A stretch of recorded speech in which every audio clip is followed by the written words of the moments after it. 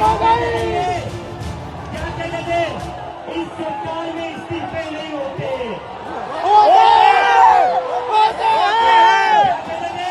इस सरकार में इस्तीफे नहीं होते। हम कहना चाहते, झुकती है दुनिया।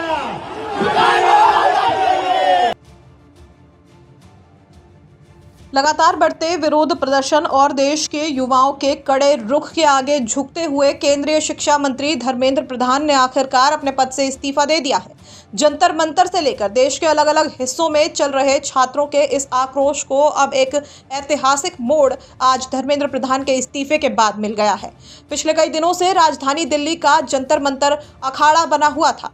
सड़क पर उतरी युवा शक्ति, जिसे देश की जेन ज़ी यानी नई पीढ़ी का नेतृत्व मिल रहा था, वो लगातार अपनी मांगों पर अड़ी हुई थी। कॉकरोच जनता पार्टी के बैनर तले और तमाम छात्र संगठनों के साथ मिलकर यह आंदोलन लगातार तेज होता जा रहा था।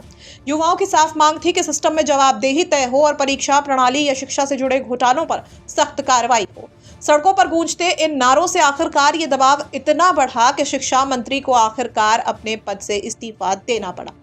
इस पूरे आंदोलन को और ज्यादा धार दी थी मशहूर पर्यावरणविद और सामाजिक कार्यकर्ता सोनम वांगचुक ने।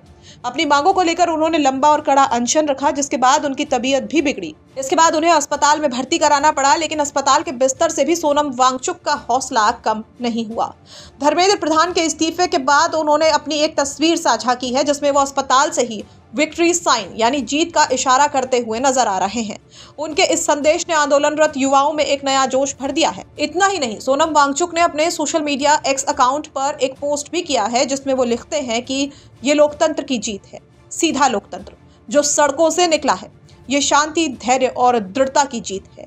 सीजेपी और देश की जेन ज़ी को बधाई और उन सभी नागरिकों का धन्यवाद जिन्होंने डर को त्याग कर देश के हर कोने से आवाज उठाई। अब जवाबदेही से सुधार की ओर। सोनम वांगचुक का ये ट्वीट और शिक्षा मंत्री धर्मेंद्र प्रधान का इस्तीफा, इन दोनों ने मिलकर प्रोटेस्ट साइट पर जश्न का माहौल बना दिया है। युवाओं का कहना है कि ये सिर्फ एक इस्तीफा नहीं है, बल्कि इस बात का सबूत है कि अगर देश का युवा एकजुट होकर सड़क पर उतर आए तो बड़े से बड़ा सिस्टम भी उसकी आवाज सुनने पर मजबूर हो जाता है। धर्मेंद्र प्रधान के इस्तीफे के बाद अब राजनीतिक गलियारों में हलचल तेज हो गई है। विपक्ष हमलावर है और सरकार के अगले कदम पर सबकी निगाहें टिकी हुई हैं। लेकिन फिलहाल इस आंदोलन से जुड़े युवाओं और छात्रों के लिए ये एक बड़ी नैतिक जीत मानी जा रही है। आगे इस मामले पर अब क्या कुछ नया मोड़ सामने आता है, इस पर नजर लगातार बनी रहेगी। ब्यूरो रिपोर्ट, यूपी तक।